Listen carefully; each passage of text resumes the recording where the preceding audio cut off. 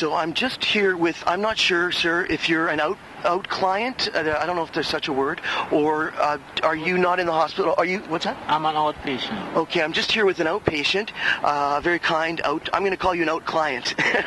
A kind out client. And maybe that's a title, kind clients, possible title, kind clients. And I just want to ensure on the record here that we agreed that I would give you $20 to speak with you for an hour, and that I could then use the material in any way as long as I keep it anonymous. I agree. Okay, thank you, sir. I appreciate that, and we will respect your confidentiality completely, okay? In other words, the public will never know who's giving this interview, okay? Fair enough, thank you. Okay, so if I can just ask you to remember as far back as you can to your childhood, what your earliest childhood memories were like, your family, the positive things, the negative things, and then we'll just go through that chronologically. Okay. Okay, just a sec. Okay, go ahead. Loud, yeah. Well, I remember back in the days, I lived with my mom, my dad, few aunts, uncles. We had a dog, 2 dogs, a lady one named Marmaduke, a man dog named Butch. A little louder, please. Yes. And some of my sisters and brothers were kind of afraid of the dog, but I tried to coach them along as we went through traveling. We lived all over the world, and we had good times, we had bad times. When you say you lived all over the world, can you tell me where and for how long? And how old you were at the time, and how many brothers and sisters you had and stuff? Well, Jamaica was one place we lived. Yeah. I believe I was maybe 10. And we had cows, goats, all kind of stuff. My aunt had a house. My grandmother was alive at the time. Sorry, we'll just wait for the ambulance to pass. Yeah. What did you say about your grandmother? My grandmother was alive at the time. Okay. Can you tell me about your relationship with your grandmother? She was kind. She was a loving person, very kind. She loved to cook and tend to the goats. And it was kind of like a pilgrimage kind of thing, like, you know, because what we used to do is we go out, feed the goats and the animals in the morning after breakfast, and then I'd walk my dog. You what? Walk the dog. Yeah. It wasn't really my dog. It was like one of my dad's dog or my uncle's dog. I'd walk the dog, carry it for a run, come back, shower. Which dog was this? What was the dog's name? Butch. Okay, and what kind of dog was Butch? He was a lion. A what? Well, kind of looked like a pit bull. Okay. But I call him a lion. A lion? Yeah. Okay, why did you call him a lion? He wasn't afraid of any animals. He would corral the race horses and the cows. Yeah. When they needed to go back in the pasture. Uh-huh. In the corral, in the field where we have them fenced in. Yeah. Which animals were they? Goats, cows, and race horses. Okay. Now, what did you do with the racehorses? Well, I was too young to ride the racehorses. So I would get on the back of Butch and pretend he was a racehorse and ride him around, and he would scare the racehorses back into the corral. And did your family, was that the family business, racehorses? Or did you sell them or raise them or what? Basically, that's what they did. They bred them, thoroughbred, tried to get a pure breed of racehorse, the faster ones. Yeah. And then they had a sport. It's still a sport, racehorse racing. And they'd race them but back in the day, the bigger gentleman would come, one man may have 200, he say, I have 200, say, see my horse is faster than his horse, and we ride, each man ride his own horse, and see who is faster, which one of the horses is faster, and then the winner gets the pot. Whoever put so much, then the winner takes all. And did you, when you were talking about the other animals, were those Were those animals, did you raise them to eat, or what did you do? Yeah, Okay. the goats and the cows. And who slaughtered the goats and the cows? Mostly my uncle. Okay. Did they sell the meat as well? Yeah. Okay. Yeah. So that was, did they live, you said your uncles, did they live near, like how big was the farm? It was pretty big. Like how many acres, any idea? Like, well, I would say at least 1.5 acres at okay. least. And do you, how did you feel in terms of your bond with Butch and the other animals? Like, you didn't mention any brothers or sisters yet? No, I do have brothers and sisters. Okay. They were kind of afraid of the animals. Oh, you did mention that, yeah. Especially the dog. Okay, but do you feel you had more of a connection with the dog? Well, no, I did kind of feel closer to the dog. He never let me down. Yeah. You know, but then there was an incident with the dog that kind of traumatized myself. Yeah. One day, I believe, my uncle was feeding the dog, and something happened between one of my brother and my sister. And my sister came out, and I don't know what happened, but the dog started to attack her. Oh, so she might have... Did the dog actually bite her? Yeah. Okay, so she must have been traumatized by that. Yeah. And yet the family still decided to keep the dog? Yes. Because that was the oldest dog we have. But isn't that a bit, like, strange in a way? To keep the dog after it attacked... Yeah, but now they've not euthanized, but they have spaded it. Oh, so it calmed, or neutered? Was he a male? No, yeah, he was a male. Okay. So now he's female. Do you think he calmed down after? Yeah, he's calmer now. Okay. Did he live with you for his whole life? Most of his life. Did he ever attack anybody again? No, No. not that I can think of. Okay. So, this was back in Jamaica. Well, where he attacked the person? Yeah, on the farm? On the farm, but on the east side of town. Okay. Now, I just want to ask you something. Yeah. But you said he attacked your sister. Yeah. Okay. Now, I just want to move forward a bit because, but it's fascinating for a guy like me from the city to get a picture, and you're painting a very interesting, beautiful, and yet challenging picture. Yet a ferocious. Well, the dog attack is difficult to hear about. Yeah, but it sounds like there were some beautiful things. I mean, did you enjoy growing up on a farm? Yeah. What did you enjoy about it? Well, we had things like linen, material, clothes. Yeah. The family kept us well dressed. So you had everything you needed in terms of clothes? Yeah. We didn't have very much money as a kid growing up. But I used to have hobbies. Okay, like what? After they started to invent stuff. Okay. We reached to a point where they invented airplanes, spaceships. And I believe they had me flying. It sounds weird. Yeah. Like most people can't fathom it. But if you were there, I believe I flew maybe 3/4 of the world. Oh, or maybe okay. half of the world. You're saying you've traveled a fair bit. Yes, I traveled. Now, do you want to briefly tell me how old you were when you left Jamaica, where you guys went, and how long you stayed in each place, to the best of your ability? I don't know, maybe I was 14 or so. What's that, a little louder, sorry? Maybe I was around 14 when I left Jamaica. Yeah, and where'd you go? We went to Cuba, then we went to South America. Okay. And then we went to America. Why did you travel so much? Well, my family were travelers. They were like the Vikings and the nomads. And can you just tell me some of the favorite dishes that your grandmother made? I love curry goat. That still is my all-time favorite, curry goat. And any desserts or other dishes that she made that you remember that you liked? Yeah, it was apple pie. Apple pie? Pumpkin pie.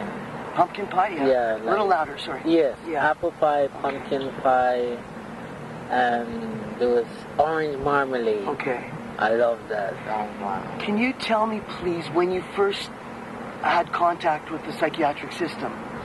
In 1997. Okay. I had an incident with one of the workers in my building who was doing a little bit of construction, and I had an interaction with him in which he was outside. He had a screwdriver in his hand. I was going to go buy some Kentucky Fried Chicken, and he threatened me. Okay. Yeah. He threatened me, and I pulled out a kitchen steak knife, and I threatened him back. And the police came and knocked my door, and I answered the door, and the man cop grabbed me in my neck, pulled me out of the apartment, and the rest of them put on the handcuffs. I went to jail. So I was in jail for about 2-3 months. No idea when I'd get out. And my lawyer came one day. I had a court date, and the lawyer came and said, "We have a place better for myself than jail." So I said, "Okay." So I was listening. He says, "Yeah, you can get meals there. They'll give you a little bit of spending pocket money, and I'll be in a program. And when I finish the program, I'll be free to go on the street, and by the criminal code, the cops won't have it on their computer as any charge or any conviction, but all it will say is NCR, Not criminally responsible? Yeah. And I will be free after the doctor lets me out to go in the community." And I said, "Okay, thank you. I'm very interested in that. I'd like to go through the program." And within a week, I was at Queen Street Mental Health Center. And I got along with the nurses. I tried to do my best. I didn't bother anybody. I didn't have any fights with anybody here when I was staying here. And they carried us to the gym to play basketball. We had a great time. They walked us around the property in the morning, gym in the afternoon, pool. We would go swimming, take a shower, then go in the pool, swim. Swim for maybe an hour in the afternoons. And then back on the unit for lunch. And by, say, 2 o'clock, maybe some arts and craft or bingo. By 4, watch some TV. By 4, dinner again or so. And then maybe TV till in the evening, and then bed, medication and bed. Sorry, how long were you in for, do you know? Do you remember? Just give me approximately 10 years. 10 years? Yes. Wait, not in and out, you mean? I was here from... Yeah, sorry, I don't want to assume anything. I was here from 1990, late 97 till 2006. So that's about 9 years. Were you an inpatient that whole time? Yes.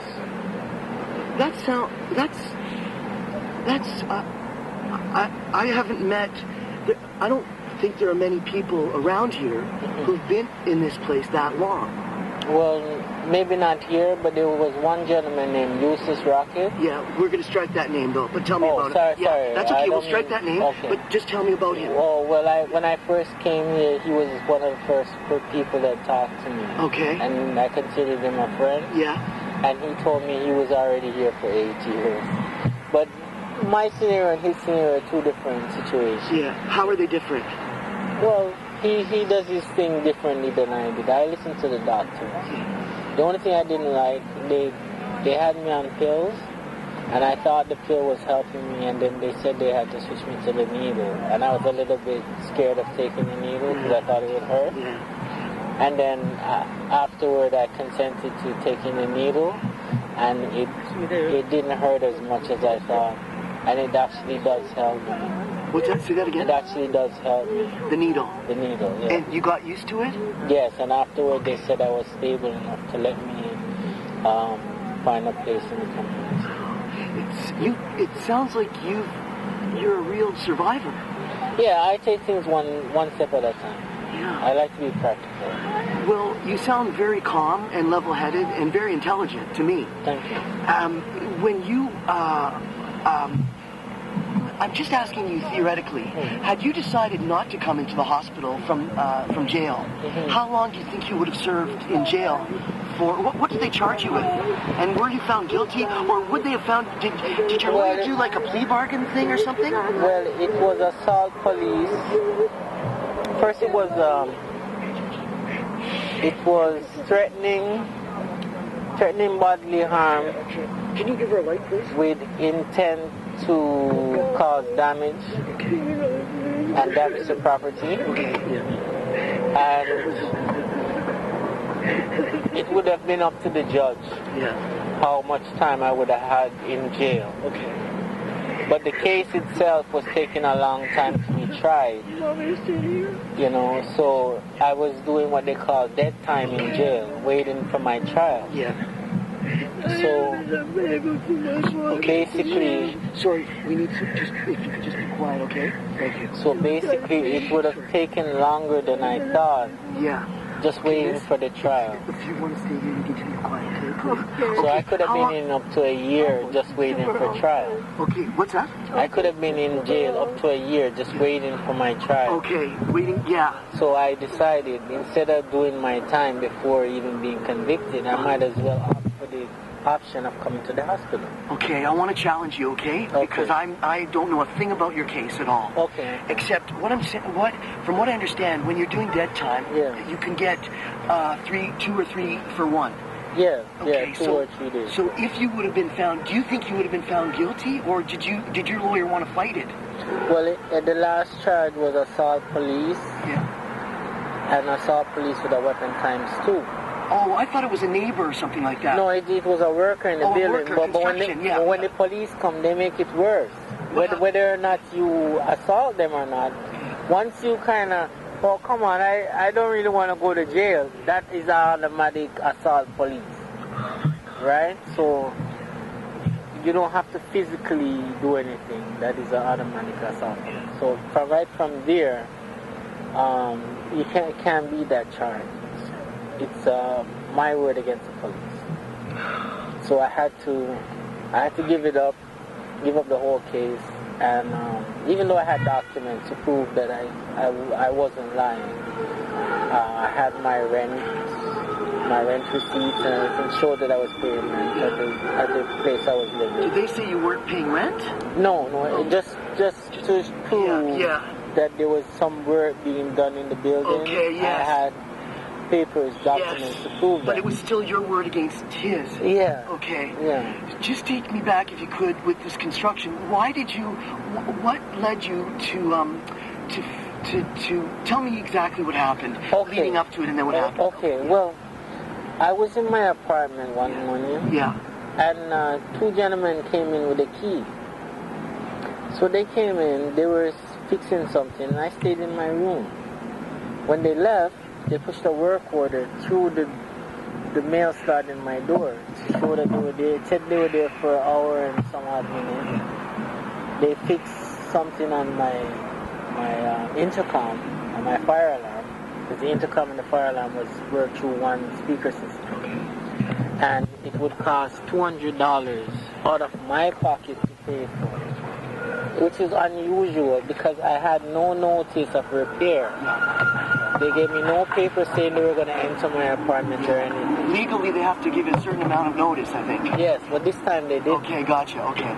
So they were going to come in that day? Or they already came in. Oh, sorry, they were already in, and you didn't even know about it?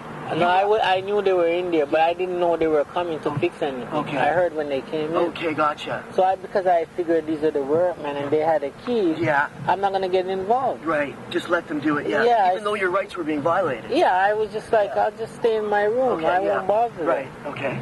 So it worked out that when the men left and left the paper to say that they were there for an hour and they fixed 2 wires on the fire alarm, I got up, I went, washed my face, went in the kitchen, I'm making some eggs and things for breakfast.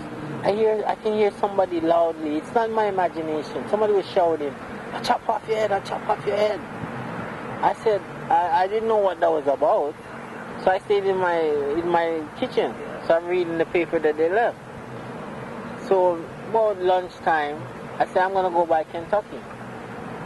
So I'm gonna go get the Kentucky. Kentucky Fried Chicken? Yeah. So I come out my door, I lock by my door, I look, I see a man in the hall. So I put my key in my pocket. I'm walking normal to go to the elevator. I have to pass him.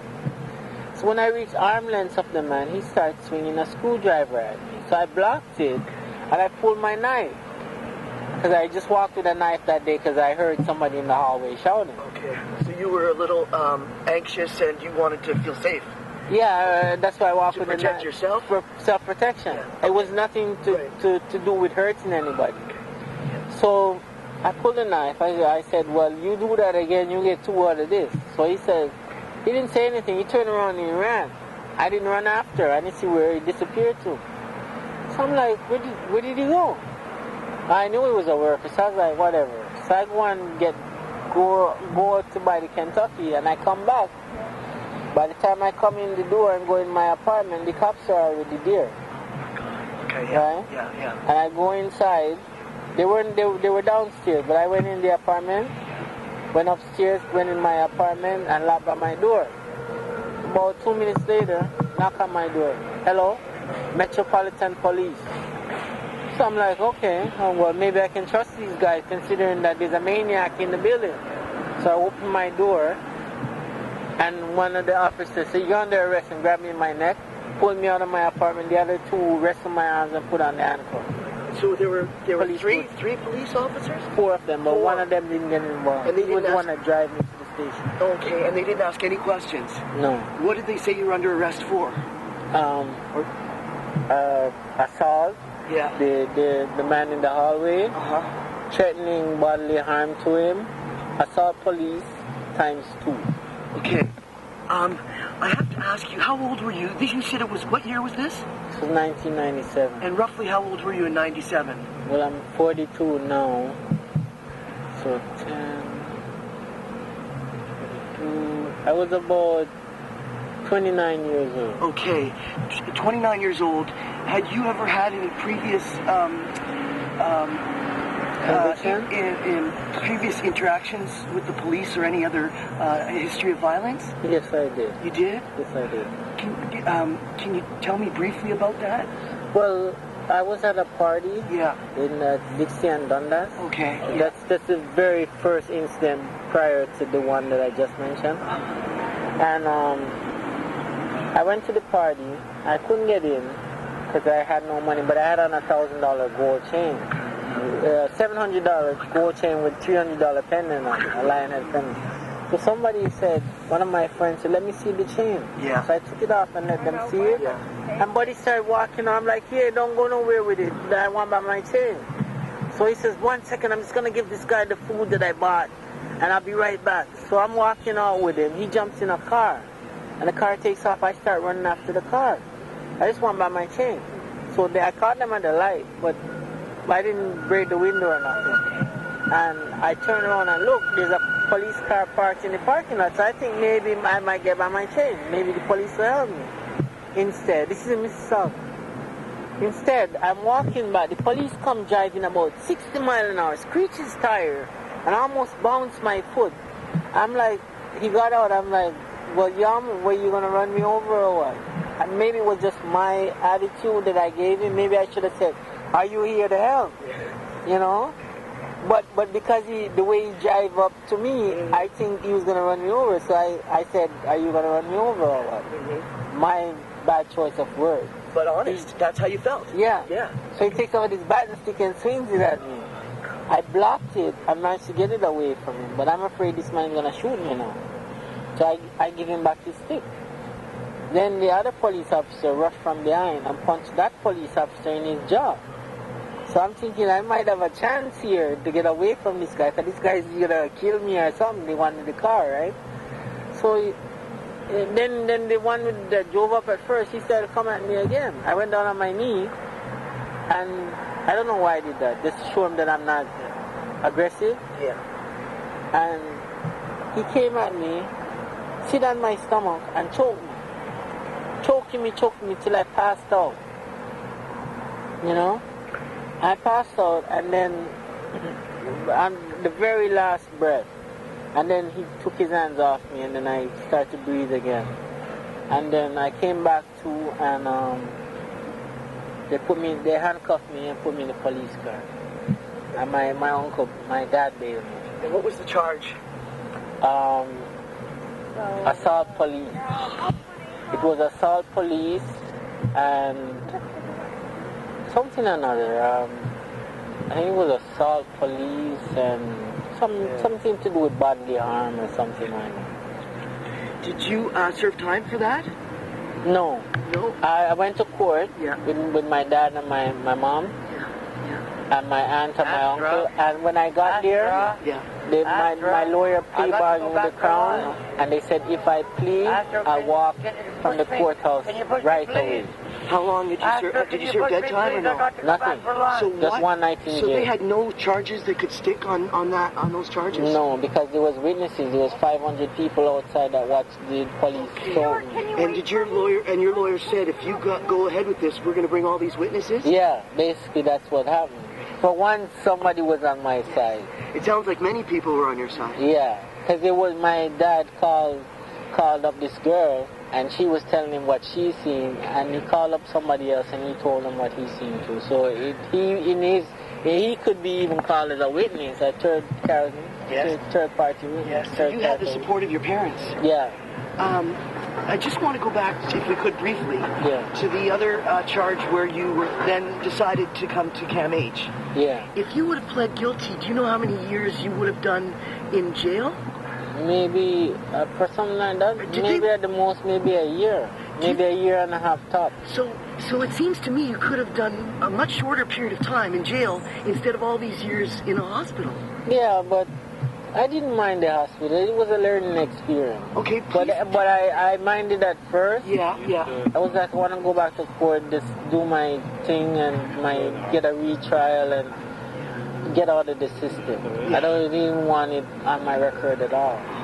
But because I took the option of coming to the hospital, I believed that I had to go through the program and rehabilitate myself. So you feel, that's an interesting point, that you decided it's going to take me some time to heal. Yeah. And I'm going to go, and did your lawyer advise you that this might be a good option for you? Or was it totally your decision? No, the lawyer advised me. Yeah, and you agreed? And I agreed. Okay, and your family, how did they feel? Your parents? Well, my aunt was like, my mom was with it, but my aunt was like, she didn't really like coming down here to visit me.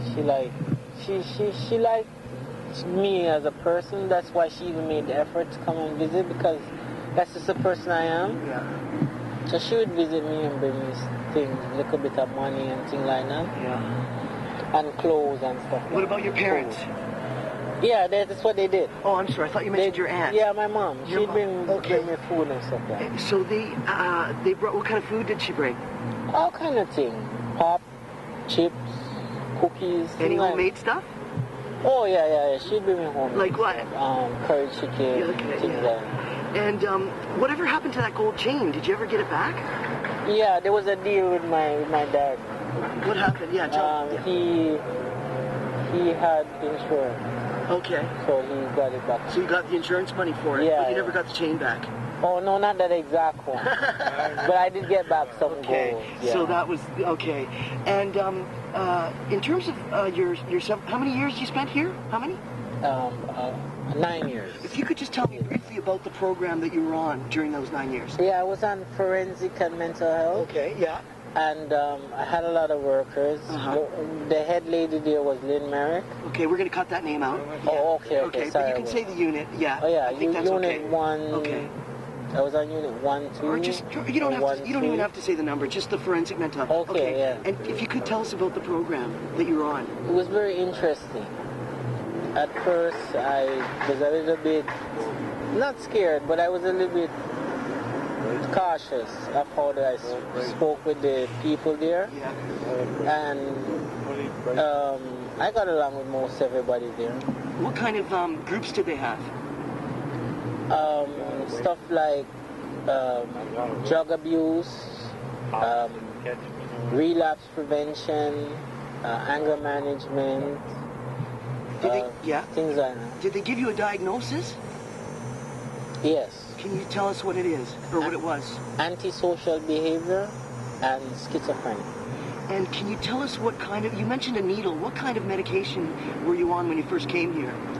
I was on pills. I was on olanzapine first. Okay. And then they put me on the needle afterward. It's called... Not Cogentin. No, at first they call it Zuclopentixol. Say it one more time. Zuclopentixol. Say that 5 times fast.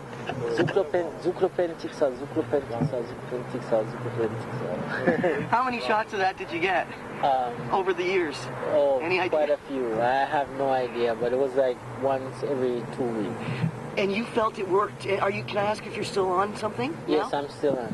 Okay, do you come in for the needle every 2 weeks or something? Or? No, I go to my family doctor. And you're okay. Yeah. And are you on any sort of community treatment order or anything like that? No.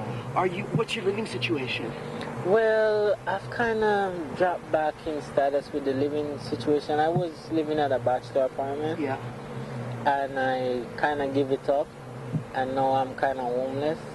So I'm staying at Maxwell Meehan Salvation Army. Yeah. But it's like a group kind of liberty because I have a bed.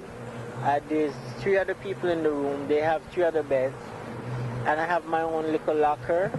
All I need is a phone and like maybe a little tape recorder to listen to some music and I'll be alright.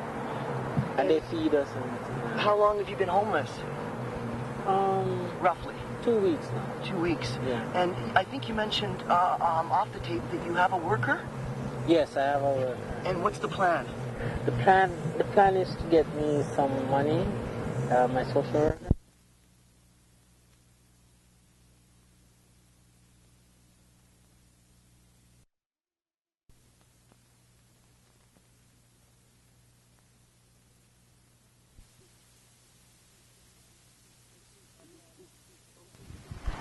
Okay, so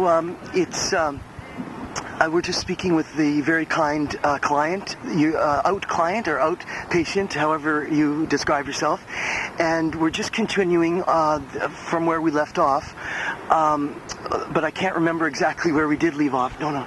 So, but why don't we, if I could, take you back to your childhood a little bit and just ask a few more questions about that, okay? Yeah. So, did you guys ever have a church? Did you ever go to church, or was there any spirituality in your life when you were younger? Yeah, there were several people. Yeah, go ahead, yeah. My mom, my dad, my uncles, my aunts. Yeah, several people. Did you ever go to church? Yes, I am. Okay. What do you remember about church when you were a child? The animals. At church? Yeah. Tell me about that. Yeah, there were a few animals around. Uh-huh. Yeah. Were they outside? What kind of animals? Squirrels, raccoons. Okay. Stuff like that. Okay. Okay. Yeah. Okay, so, what I was going to ask you about your childhood, was it a happy childhood? Were your parents, what kind of parents did you have, and were they strict, or were they, what kind of parents, or was there ever any abuse or anything like that? No, okay. No. Yeah. It was a normal childhood growing up. Yeah. Basically that's what it was. Do you feel like there was a lot of love in your growing up in your family? Mostly, yeah. Yeah. Mostly, yeah. And it was one love. What's that? One love. One love. Okay. Do you know anything about Rastafarianism? Yes, I know about the heart and the soul. Okay. Tell me about Rastafarianism. No, sorry, don't. No, sorry. Yeah. Yeah. Tell me about Can you just? It's about the music, the culture. Yeah. Tell me about that as much as you can, please. Yeah, the music is supposed to be a message of peace, and love and joy. Yeah. And harmony, right? They can't be on this like war. No, it's not good. We have to have faith in God that He will carry us through. Otherwise, we are not mindful of our own self. See what I'm saying? Yeah. So somehow we have to live. We have to live and be a righteous life. See what I'm saying? And can you tell me a little bit about the other countries you lived in? What was it like moving around so much? I was basically trying to focus on what I have to do in the day. Yeah, and talk to people and be religious. And what grade did you reach in school? How far did you go in school?